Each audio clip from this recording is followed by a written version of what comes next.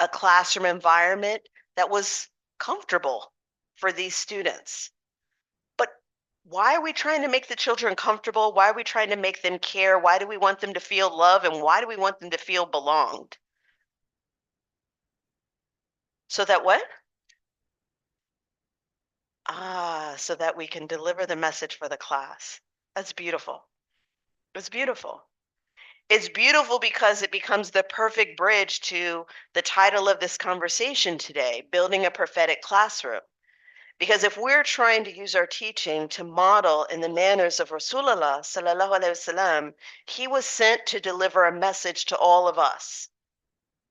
And so when we look at his teaching methods, he too sought to make people comfortable in his presence, definitely made them feel loved. There's so many hadith where different companions said, I felt like I was the favorite. I felt that he loved me the most. Loved, welcomed, comfortable, and was able to deliver the message. Our desire to create a comfortable, safe, loving classroom is not to be nice. It's so that we're able to deliver the message. And more importantly, so that we can ask Allah subhanahu wa ta'ala to accept our intention to try and be like Rasulullah sallallahu alaihi wasallam. So then let's talk about some ways that we can do this. All right. If you could take out a blank piece of paper, there should be some paper at your tables, or maybe you've got some paper. I'd like you to take your paper and draw lines so that you can make your paper into 4 sections. All right. You probably want a piece of paper larger than that. You can use that, but then take 4 of them. Otherwise, a full sheet of paper. All right, so you're going to draw lines on it, or you can take index cards and have 4 index cards for the 4 sections. While you're getting the paper together, if you want to set up your paper, then I'll give you directions. You can put physical in the top left of your paper, language/cognitive down here, social/emotional up here, faith/spiritual down here. All right, so 4 sections or 4 index cards. Once you get that set up, I'll give you the directions of what you're going to do. Say that again. If you're going to use the index cards, then take 4 index cards. 1, 2, 3, 4. No, don't look at the other side. That's my secret side. Just do 1, 2, 3, 4. No, it's too small. Do 1 paper, 2nd paper, 3rd paper, 4th paper. Yeah, 1 card each. Yeah. Okay. Physical, language cognition, social emotional, faith and spiritual.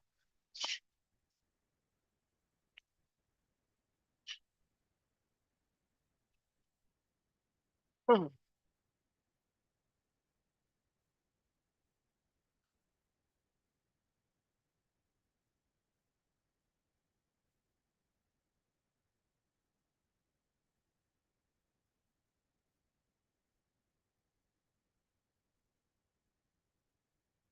All right. I'll give you a few more seconds. It seems some people are still setting up their cards and their paper. I want you to set up your cards or your paper, and then I'll give you your directions, inshallah.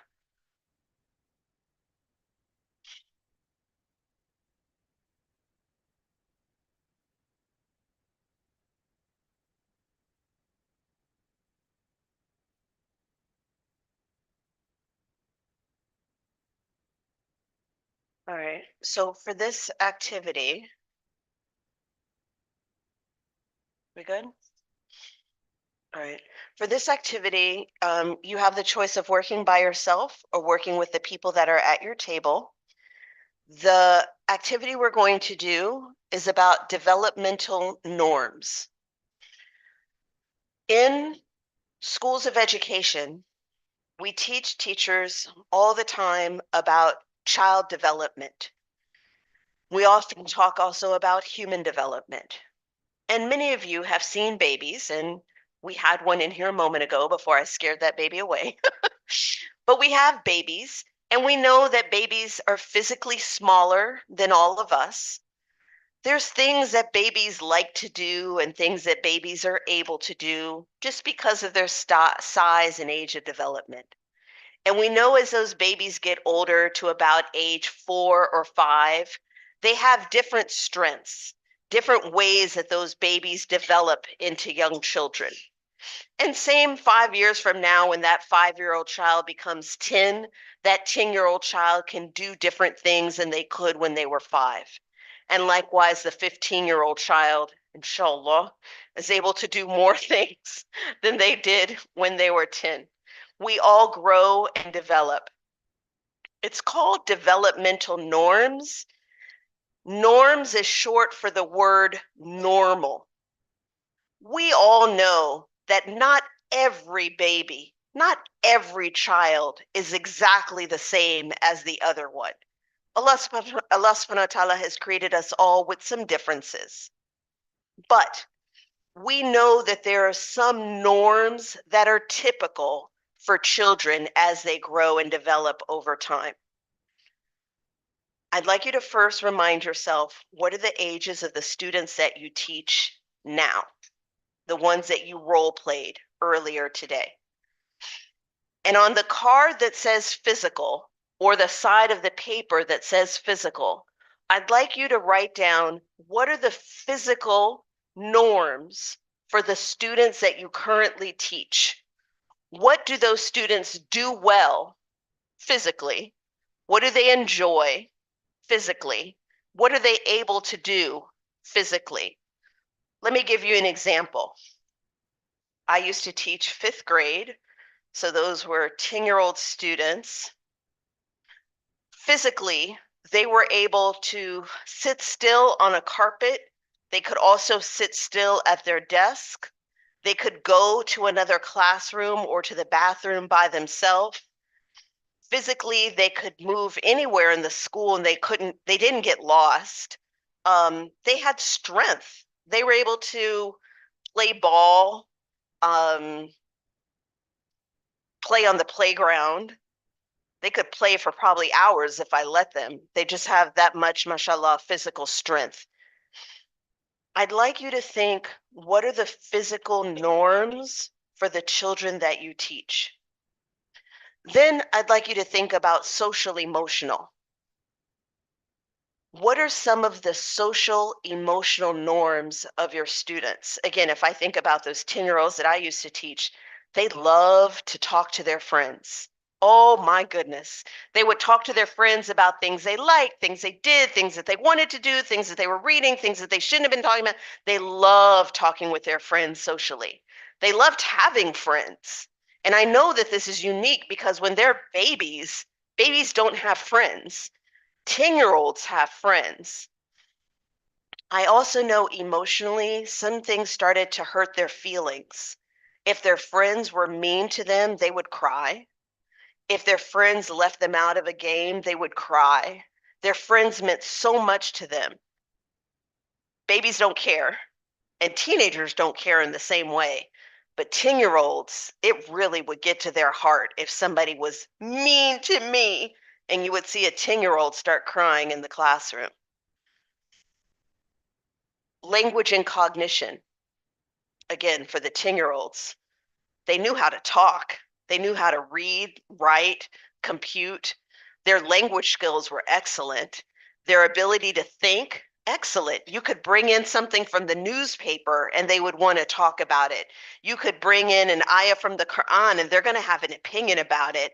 10-year-olds love to talk and think. They may not know everything. In fact, they don't know everything, but they like to talk and think and communicate about what they know. Very different from 5-year-olds, definitely not babies.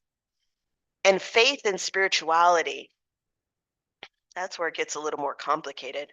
I think the 10-year-olds that I used to teach, I think they knew they loved Allah subhanahu wa ta'ala. They knew they were supposed to pray 5 times a day, and many of them knew how to pray. but I don't know if they understood why they were supposed to build this relationship with Allah subhanahu wa ta'ala over time. And I don't think they knew how. But I think they wanted to please Allah subhanahu wa ta'ala. They definitely didn't want to be bad kids. They wanted to be good. They just may not have known how to go about doing it. Do you hear how I am trying to recall the developmental norms of the students that I used to teach? I'd like you to do the same thing with the students that you're teaching now. Think about their physical, social, emotional, language, and cognition. Cognition means how they think, and faith and spirituality for that age group. Think about what they do well, what they enjoy, what they're able to do. But here's the thing, I want you to do this from an asset-based lens. That means I want you to look at their good side. I want you to look at the things they're able to do. Don't write, this age group always forgets their book at home, because that's not asset-based, right? Don't say this group always has their phones out and they never pay attention. No, but you could say emotionally and socially, they love to be connected online all the time.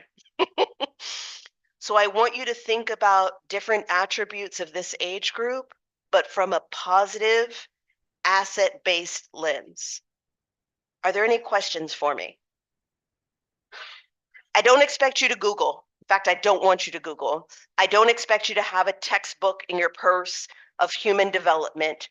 I want you to think, if you're a parent, what have you seen in your children? You're a teacher. What have you seen of the students that you teach? Maybe you've got younger brothers, sisters, cousins in the house, in the area. What do you know about children at this age? And again, you can do this by yourself or you can talk with the people at your table. What do you know about the normal behaviors of children at that age group? Your question. Yeah.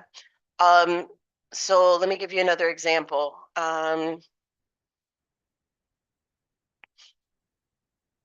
We were talking a moment ago about children always feeling tired and sleepy in the classroom. We don't want to blame the child for being tired or sleepy. That's not asset based. But we could say that children at age 5 have a short attention span physically. They can pay attention for about 5 to 10 minutes and then they lose their focus. But I'm not blaming them for losing their focus. I recognize that this is an attribute of their physical capacity as a 5-year-old. We wouldn't expect to teach that baby back there how to memorize Quran. They don't have the physical capacity to speak. They don't have the cognitive capacity to think about memorization. So for your age group, think, what are these children able to do? What do they know how to do?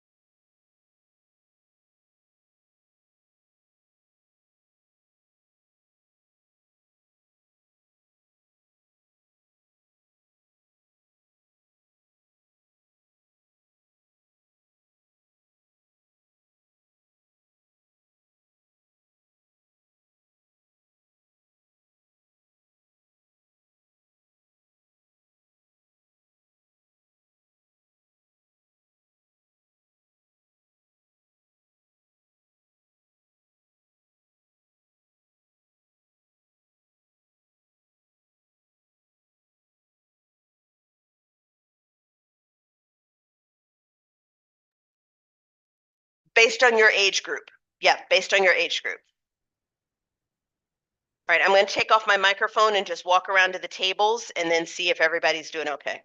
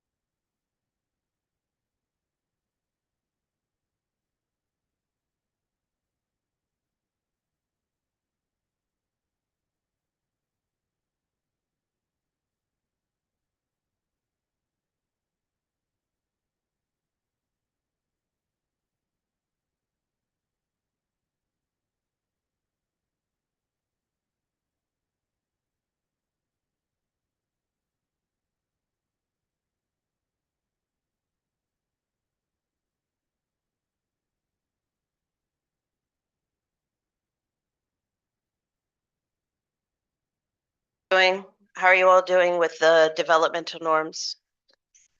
Still discussing? Yeah, it's hard.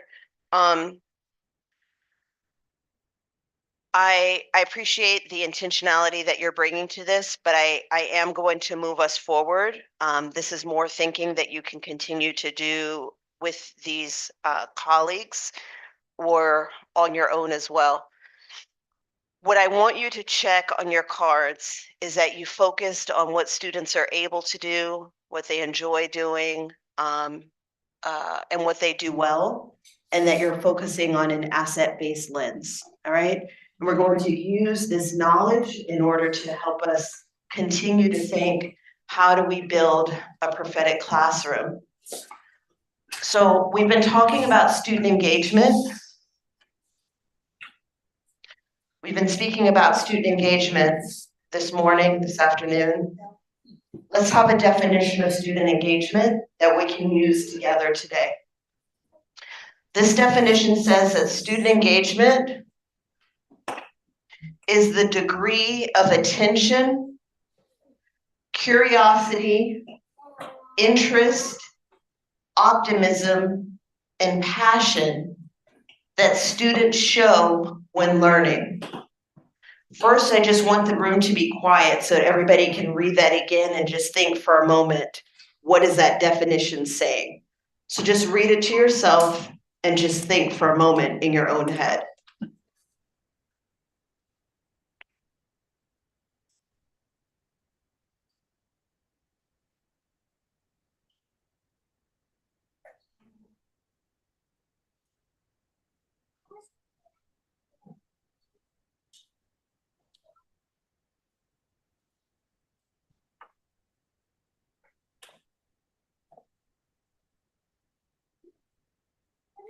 Now what I'd like you to do is I'd like you to talk about this definition with the people at your table. Make sure everybody understands it.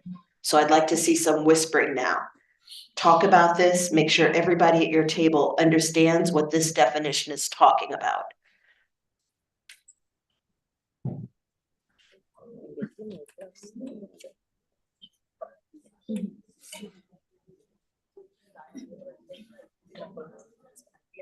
Yes, terus mereka curiosity-nya, mereka penasarannya, mereka engage, terus terusnya mereka suka sesuatu. Oh, ini topik interesting nih, dengan jadi ada engagement dari mereka. Cuma aku bingung optimism-nya apa ya? Maksudnya kayak optimism belum paham sih. Optimis di kelas gitu.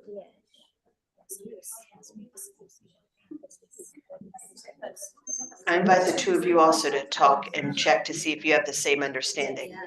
My two imams up front. Make sure you have the same understanding. I know.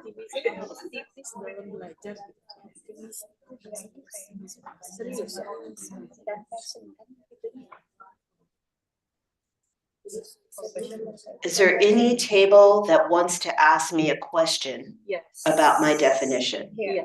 Please. I'm still hesitant with the definition of optimism in engagement. What does that mean? Like, first, tell me what the word optimism means. They're optimistic, like they're what is it? Confidence?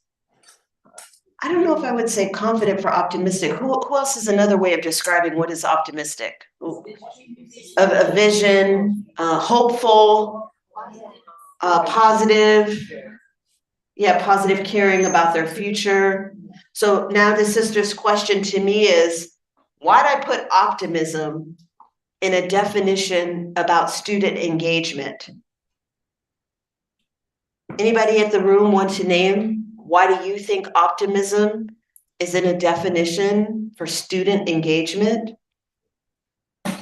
So the student will have expectations that are clear. Excellent. Excellent. A student needs expectations that are clear, that causes him to be engaged. Why else would optimism be in this definition? They want to learn more. Yeah, students do want to learn, right? Is there any other reason why optimism would be in here? Go ahead, share it in another language. I'm gonna use, what is it, body language to be able to see. If the language you use is understood by everybody else in the room, they're either gonna be like, yeah, yeah, yeah, or they're gonna be like, we don't know what she's talking about. So please, give me a new language.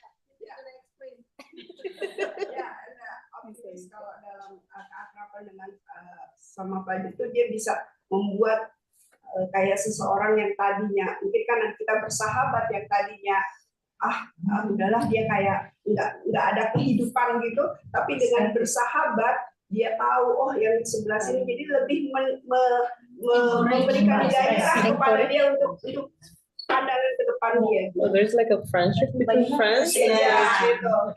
Oh, That's a long way to explain.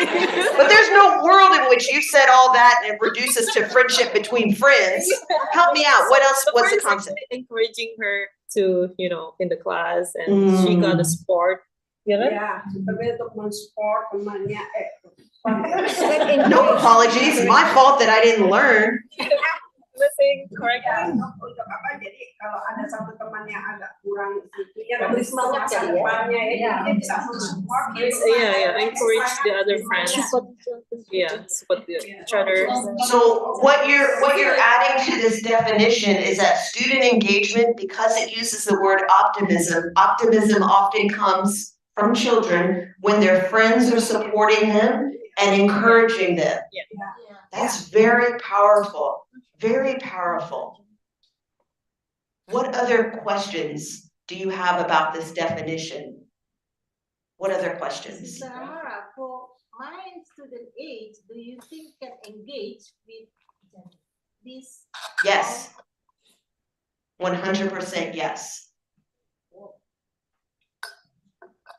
I'm going to answer his question, then you tell me if you have another question. The question is, you put on a degree of attention. Is there any level, so much attention that student has to engage? Say that one more time.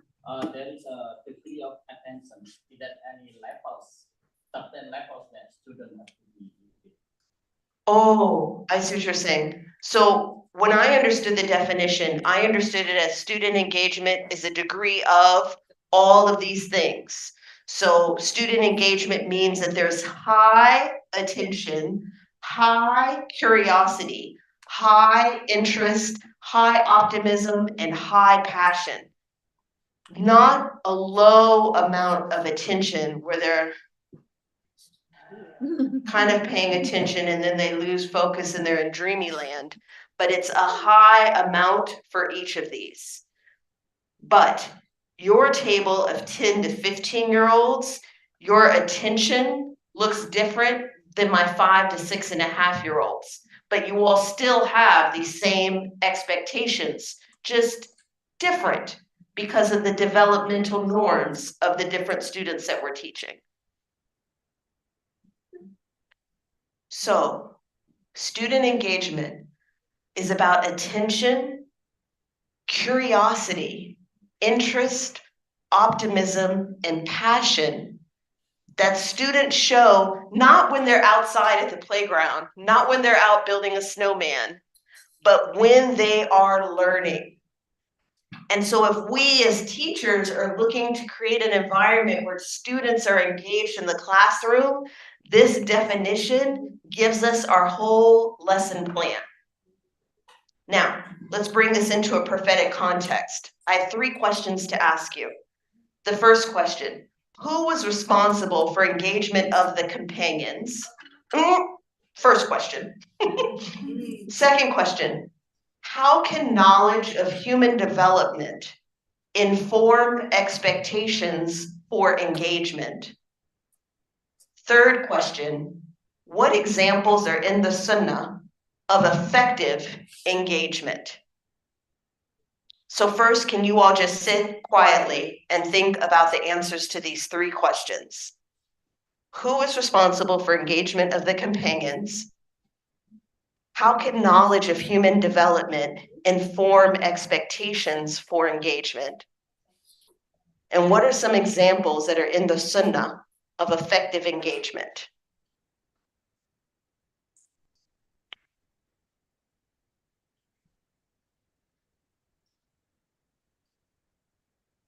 And then if somebody would like to answer question number 1 first, let's do question 1 together. Who was responsible for engagement of the companions? Rasulullah sallallahu alaihi wasallam. Clear agreement on that, correct? How can knowledge of human development inform expectations for engagement?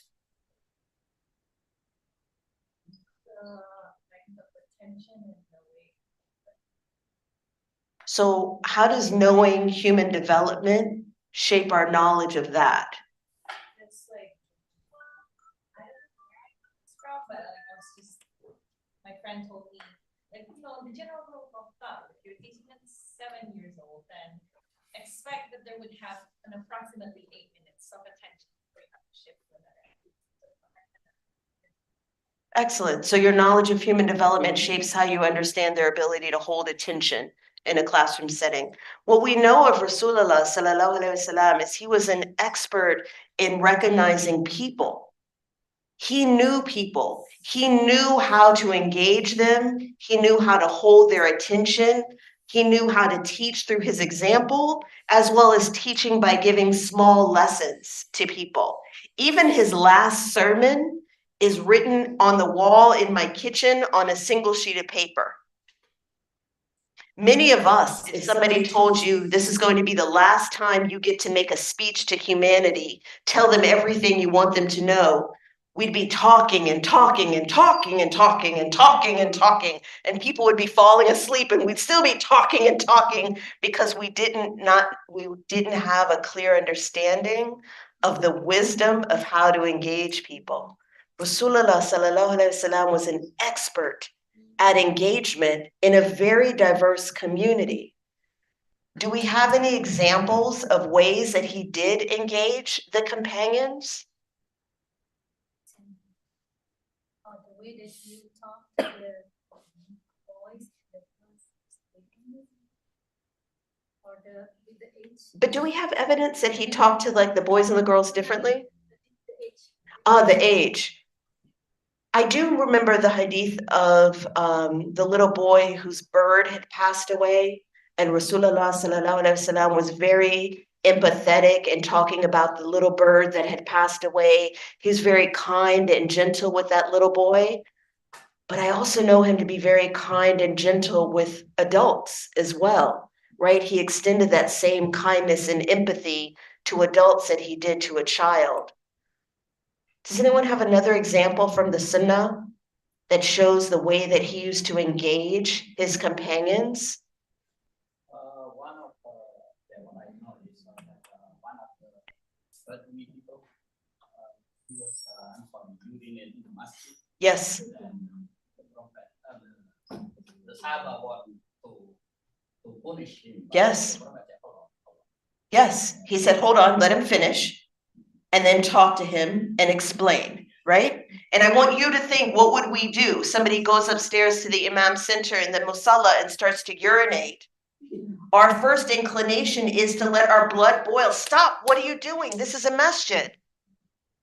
But again, his wisdom in engagement was just wait, let him finish, then let's let him know where he is, what we use the space for, why we keep this clean, and let's show him how to clean it. Complete wisdom there.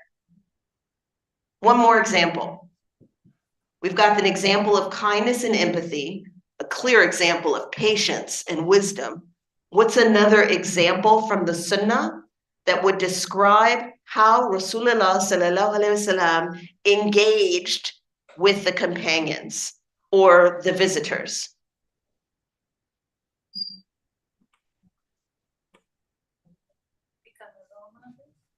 With the question, every morning the Prophet Muhammad SAW, not only delivering the message, but sometimes asking questions.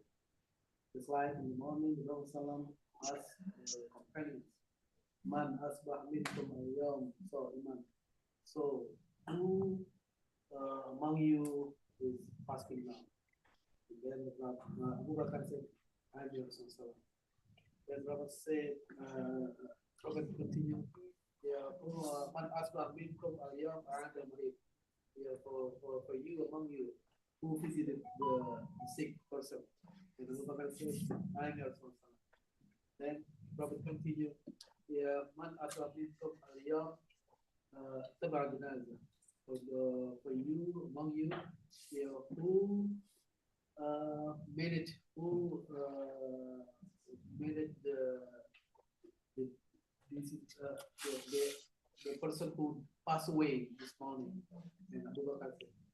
So this is optimism, and encourage others with this story from Abu Bakar. It's beautiful the way you said that, because the questions were posed to the group: who visited the sick? Who passed by the grave of one who had passed away? Who remembered to fast today? Who prayed early today? And you can imagine the companions are looking around, and one person is raising their hand. The other people whose hands are not raised are thinking, I could be this person tomorrow. There was no point, as Imam is mentioning, where Rasulullah sallallahu alaihi wasallam shamed the others and said, why didn't you go to the grave? Why didn't you go visit the sick? Why didn't you wake up and start fasting today? He set a high expectation. He asked who is doing this. And then he probably continued by sharing with them the wisdom of fasting, of visiting the sick, of passing by the grave. You set a high expectation, but there was no judgment. There was no punishment, definitely no shame. All right. So I want to change these questions here and ask you this answer here. Who's responsible for engagement in the classroom? How does knowledge of child development inform expectations for student engagement? What examples are in prophetic pedagogy of effective student engagement? All right, so let's now look at the new question one. Who is responsible? Let's not use past tense. Who is responsible for student engagement in the classroom? Teacher. You all answer that very quickly. Can I ask why? Why is the teacher responsible for student engagement in the classroom? You're the teacher, you're the leader. Because we have a mission. I want you just to hold on to this. This is really powerful, because in many classrooms, the teacher walks in and assumes, I've brought the lesson, you all get yourself engaged. Figure out how to motivate yourself. Get excited, let's go. I got a lesson, I got a workbook, I got a book, I got a plan, let's go. But if we see that our responsibility is to cultivate student engagement, that changes everything in the classroom. It changes how we plan. So we don't just write in our lesson plan, read page 41, answer the questions at the back of the book, then read page 42 and give page 43 for homework. That doesn't have a plan for how to increase their attention, spark their curiosity, gain their interest, increase their optimism, work with their passion. But if we take the responsibility for engaging our students, that means we are responsible for setting up a classroom that is engaging to them. But now answer question two. Question two is going to be harder. And the answer to question two is on your little cards and piece of paper you were just writing. Question two says, how can knowledge of child development inform expectations for student engagement? I'm going to underline one word here and make sure you see this. Expectations. How can knowledge of child development inform expectations for student engagement? So think about this, because this is a powerful question.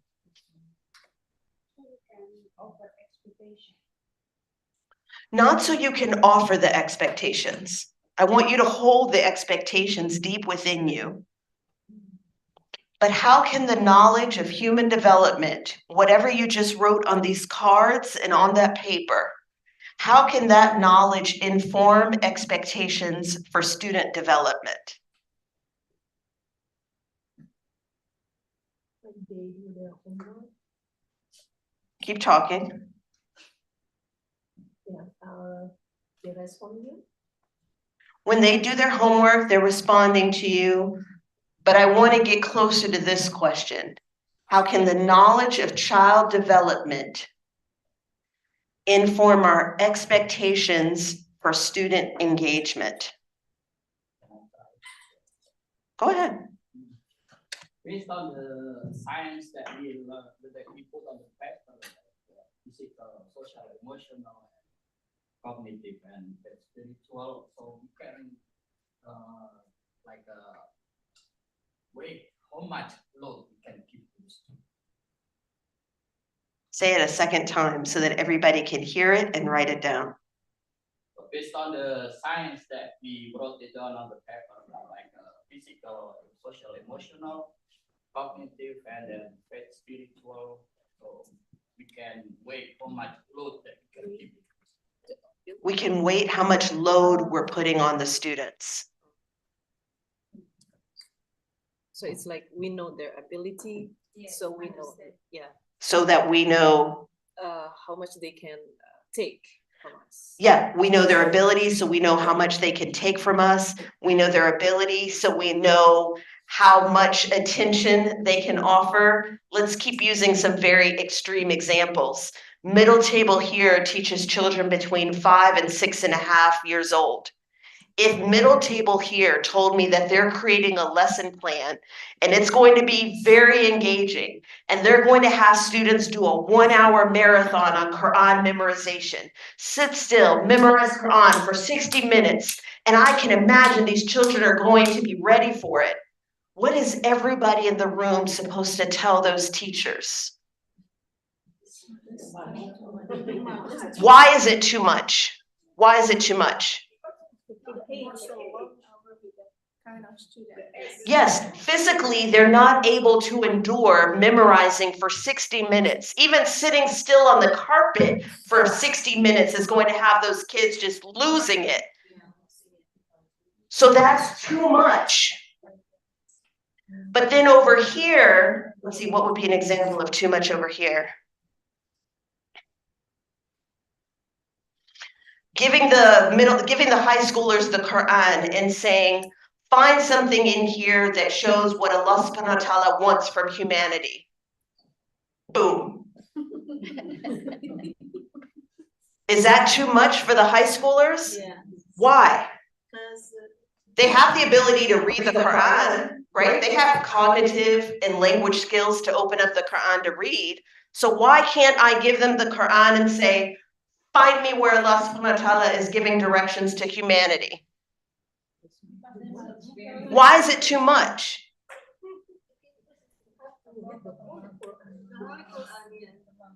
Not just that you have to have read the whole Quran, but you have to understand the whole Quran. Their faith and spirituality isn't there yet to match that task, right? So our knowledge of child development is going to inform our expectations for student engagement. If I say that this is the definition of student engagement, and you said you're responsible for student engagement, the way that you're going to be successful as a teacher is to know child development so that you have reasonable expectations for how to get to their student engagement. If you don't know what children at your age are able to do physically, emotionally, socially, cognitive, language, faith, and spiritually, then you're just got to go in with your eyes closed, throw any lesson there, and just hope that they're engaged. That's not the way to go. You want to know your students, know what your students are able to do, know what your students enjoy. Know what makes them get curious. Why was that role play about, do you want to talk about Gaza first? Because they know their children are curious about what's happening in the world, not the 5-year-olds. But the 10 to 17-year-olds are deeply curious. The younger ones are curious about, do you want to know where the snow comes from? Do you want to talk about why Allah subhanahu wa ta'ala gives us snow in January? The high schoolers would be like, are you kidding me? But the 5-year-olds would be like, yes, how does it happen? You sparked their curiosity. Now they're interested and they want to know more. But that comes when we know child development and then we know how to touch that student engagement. Tell me if this brings up any questions for you.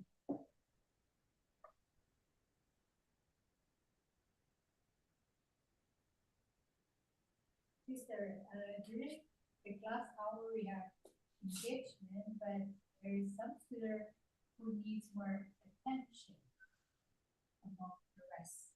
How we deal with this group of students who need attention rather than regular students? Tell me your example. We allow everyone question. Raise your hand. Again, me. Yep, the rest, okay, we give you turn, back to him. Me. So engagement, yes, happen, but he needs more attention.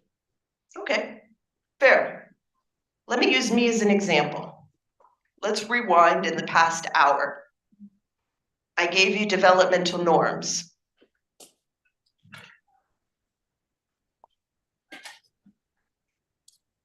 After I gave you this, what did I ask you to do first? Write them down. But then what did I told you to write the paper down, like put the title, then what did I ask you to do? Discuss with whom? Yeah, did I listen to everybody's discussion? Nope, where was I? Yep, I walked around, made sure everybody was on task and I was available to answer, I think, a question back there and a question at this table back there. But not everybody was speaking to me. Then I did this. And then what was the first thing I asked you to do here after I showed you this definition? Read it to yourself. Yes. How long did I stand over here and just wait? It's definitely not 5 minutes, brother. It seems like a long time because folks don't like to think in their head for a long time. But I left about 1 or 2 minutes there. Then what did I tell you to do? Nope. Discuss with whom? People of the group. And then when I asked for questions, what did I say?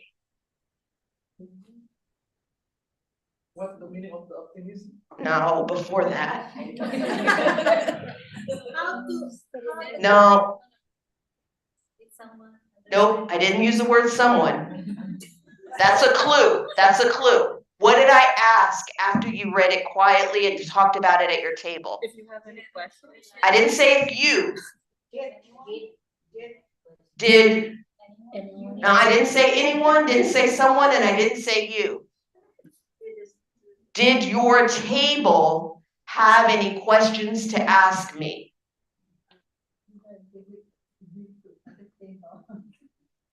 Okay, I said, did you at your table? But I said, did your table have any questions to ask me? So now I'm asking your table to form a collective to ask a question to me. The reason I'm pointing this out, I agree with you. Students need attention. You all need attention. You're adults. You haven't gotten over your need for attention. We all like to hear ourselves talk and think. But I've created different ways for you to talk a lot today, and I haven't heard all of it. If you set up your classroom where students only talk to you, you're going to get exhausted. Because that's 20, 25 students raising their hand, if you're lucky. If you're not lucky, it's only like 3 or 4 raising their hand, and 11 of them look like they're falling asleep. But that's because everyone has to engage through you. If you set up a classroom where they engage through each other, there's more opportunities for engagement. You already told me optimism comes when they're talking to their friends, not to you. You're not their friend. Making people talk among themselves and work among themselves gives them opportunity to receive that attention. That's the easiest way that I found to satisfy that need. Now, there's still times to raise your hand and speak in front of the whole class, but that's not the only way that students demonstrate engagement. Try and think of other ways, developmentally appropriate. I hope that that's helpful. Any other questions about engagement?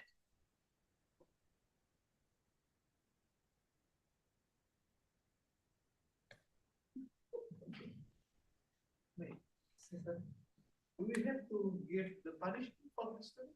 No. No.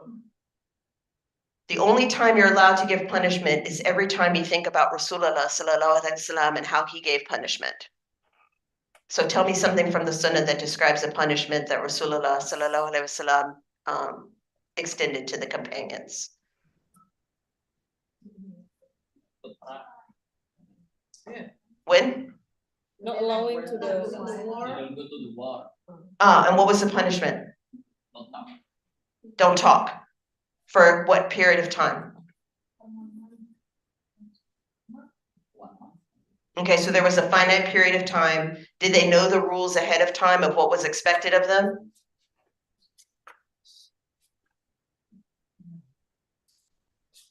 I know he didn't give a punishment without giving the rules and the expectations ahead of time.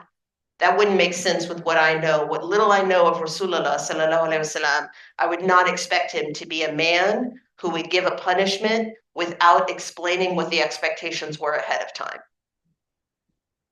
So my point is, if you are going to punish students, it needs to be consistent with the Sunnah.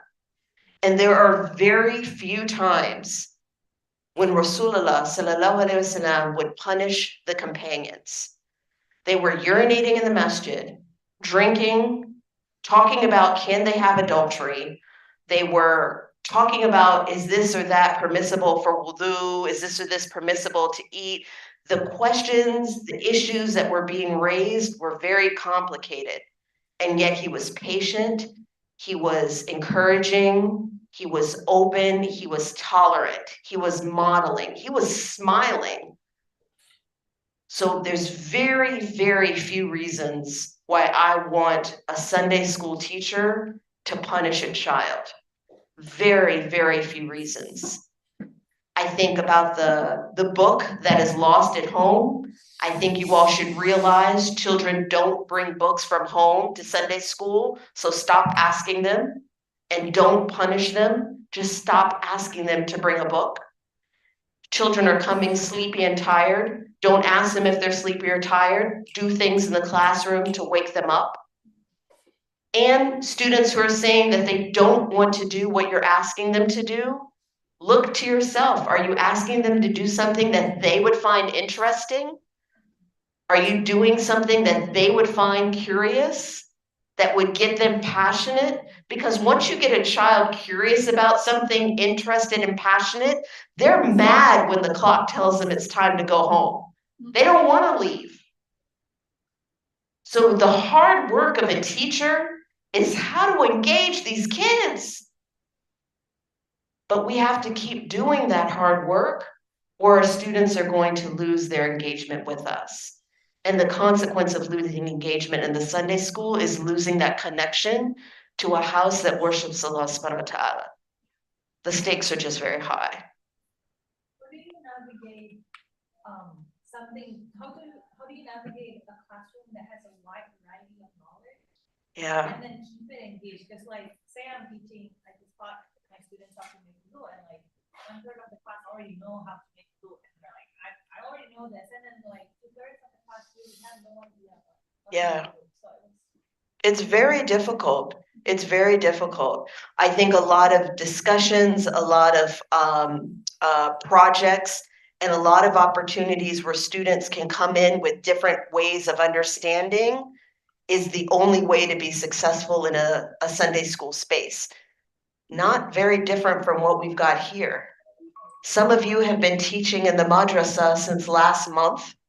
Others of you have been teaching here for decades. Your knowledge and experience of classroom management and students and teachers and lesson plans is wide and very different. So me teaching all of you, I'm trying to come in with a very few key points, have discussion, have reflection, and have time for people that have never thought about this to just think, do I understand this? And other people who say, yeah, I know this, to now be thinking, but am I doing this? So we're going to talk about ways that you ask students to represent knowledge. And I think the only way to be successful is to have multiple ways to represent knowledge. So showing that you know how to make wudu is one way, but maybe talking about why you make wudu is something different. And we're all learning about wudu, but yet different people have to represent what they've learned differently. Is that helpful? Any other questions? Translate. Insyaallah. Udah ya. Insyaallah.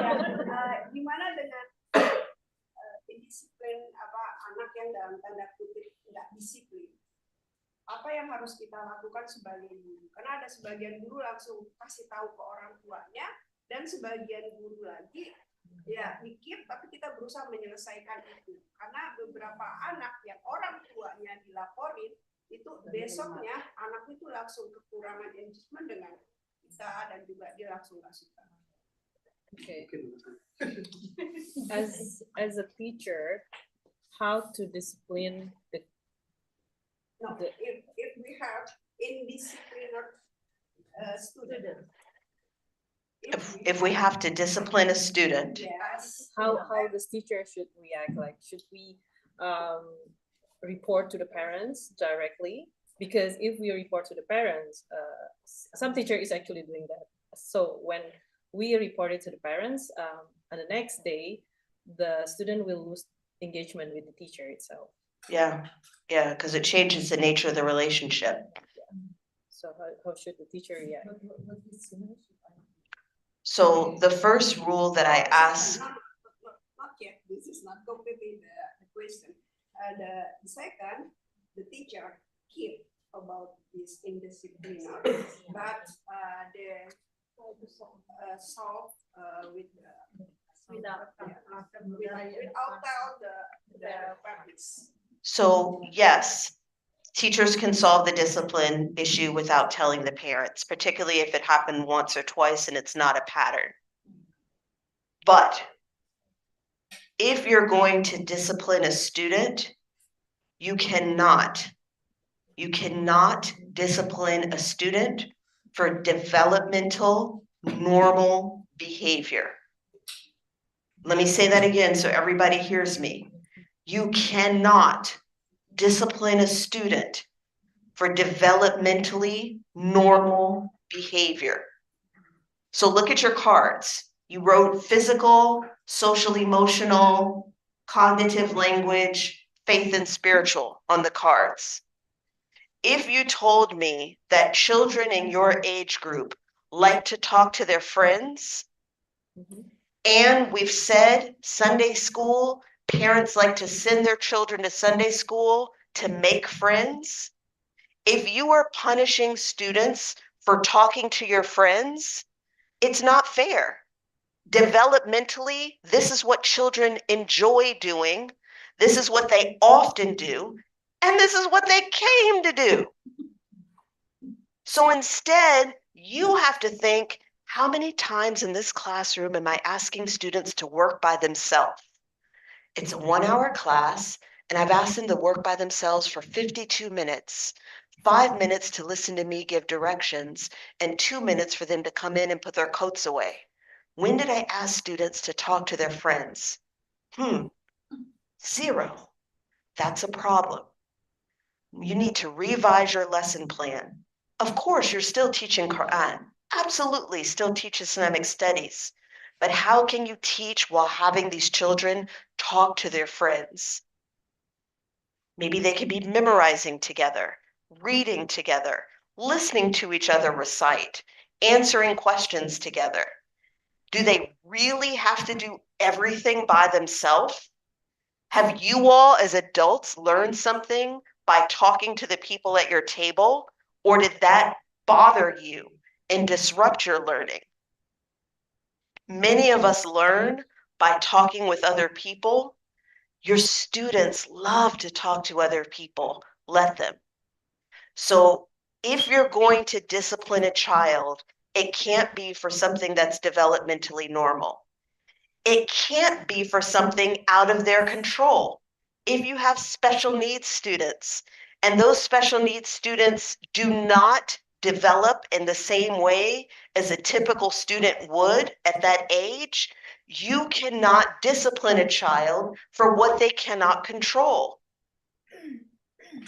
If you've got a child who is very, very smart, very gifted, they've learned how to make wudu since they were a baby. They don't need to come into your class to learn about wudu. You can't punish them for already knowing about wudu. You made a lesson that doesn't fit their needs. It doesn't engage them. They're not interested in something they learned when they were a baby. So you have to make a new lesson. So when I teach teachers, I ask them a whole lot of questions about themselves before I ask them about what they're seeing in the student that needs to be disciplined. Because 9 times out of 10, the teacher needs to change, not the child.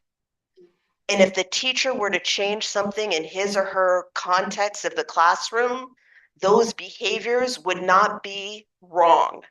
They would be part of the learning experience, or the child wouldn't even need to do it.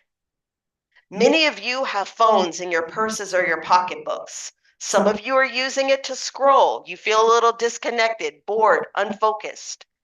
But then when you're engaged, you don't even care where your phone is. It doesn't distract you. Because when we as humans are naturally engaged, our passion, our interest, our curiosity is piqued. We are ready to learn. When we lose focus, then our engagement goes down and we're not ready to learn. So yes, we can discipline students, but I have a very small window of what is permissible to discipline, just like I have a very small window of what I think is permissible for punishment. Very, very small. If you all as a school are sending children to the principal's office every single week for a misbehavior, something is not going right in the classroom. And somebody can come in and help you. But that child is not bad every week. It's not fair. I hope that helps. How about the parents? Because some teachers, if the need student indiscipline, they're taught to the parents directly. So Teacher this report. caused the parents angry with the kids. And You're saying if the teacher tells the parent what the student is doing wrong, directly, the parent is going to get upset at the teacher. To the kids. Well, yeah, the parent, because that's why they figure you told them. You told them this so that you would punish them, right? So we have to be very careful about what we're sharing back home. It has to be that you're sharing things that are not developmentally typical. It doesn't help to tell a parent your 5-year-old child can't sit still. Your 5-year-old child keeps asking to go to the bathroom. Little children keep going to the bathroom and they keep wanting to move their body. And that's what a 5-year-old child does, period. You can't be mad that the 5-year-old child doesn't know how to love Allah. They're 5. They haven't gotten that maturity yet. So we have to think, what are we telling the parent? And then we have to say, what do we want the parent to do with this information? Yeah, it's a very small window for disciplining and for punishment. Yeah, it's very important that engagement with the children. Yes, the teacher didn't give punishment, and the teacher didn't make discipline very hard. But the character of teacher, yeah, he or she spoke with a little bit rude, maybe, or maybe harsh. So yeah, this is the more powerful instead of punishment. But the teacher didn't realize that this is make the children upset and then running. Maybe the teacher, the character of teacher on the talkative, but didn't she or he didn't realize it. So what do you think about it? So one of the reasons why we're trying to set this up is building a prophetic classroom, and one of the reasons we are trying to model off of Rasulullah sallallahu alaihi wasallam is so we have clear expectations of what defines excellent teaching. So if anybody is sarcastic to children, rude to children, uses their tone to demonstrate, I'm in charge of this classroom, when you realize as a Muslim that none of that is reflected in the seerah, none of it, there is no example that you can give me where Rasulullah sallallahu alaihi wasallam was rude, was sarcastic, was condescending, said, I'm the prophet, not you fools, then we cannot use any of that other behavior in our classrooms. If we are not modeling Rasulullah sallallahu alaihi wasallam, we cannot expect to build a prophetic classroom. This is about us and our relationship to Allah subhanahu wa ta'ala, and then us and our relationship to these children who are part of our ummah. Many of us don't hear what our voices sound like. We don't hear that other people find our words to be harsh or rude or hurtful or very cutting and sharp. As a teacher, ask a friend to come into your classroom and watch you teach. It's much easier than asking the principal or the vice principal to come in. But ask a friend, say, come in and watch me teach. And please, my friend, tell me anything you want me to know after you have seen me. And then sit down, have a cup of tea, relax, and let your friend tell you what they saw in your classroom. You may not recognize that you are hard, harsh, rude, difficult with your students. Somebody else may have to tell you. And then you have to think, what are you going to do about it? So sometimes we don't know, but if you know, you have to know to do better. Because this is about you in this school with a beautiful opportunity to please Allah subhanahu wa ta'ala.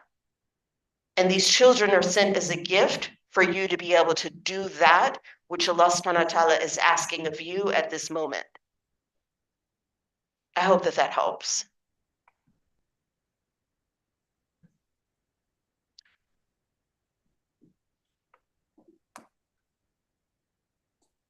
I think what I'm going to do, I'm going to write on the board the different ways that I would like to show you how to set up this prophetic classroom. And then we're going to take our break for Asr, inshallah. And that will help you all start moving around a little, and then we'll come back. I had wanted to teach these things in order, but I think because of time, I'm going to let you choose the order, what you're most interested in wanting to talk about. So the first is going to be content, knowledge. The second is instructional strategies.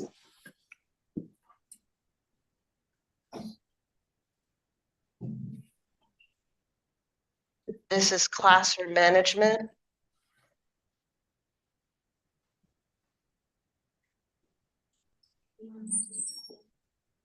This is classroom climate.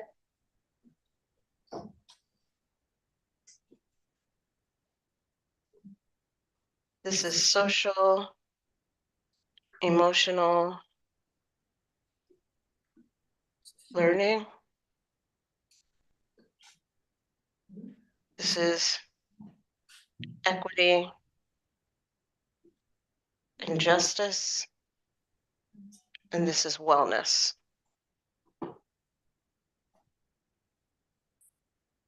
Okay. And yeah, I think that's what I'd like to do. So please stand up, stretch. We'll be able to hear the adhan in just a moment, inshallah. And then when we come back from Asr, inshallah, I'll ask you this 1, 2, 3, 4, 5, 6, 7 things that are on the board. We'll take a vote to see which one we're going to talk about first, and then second, and then we'll see how many we're able to accomplish before 4 p.m. Inshallah. Does that sound good? Okay. All right. Let's break here, stretch your legs, and let's get ready for Asr, inshallah.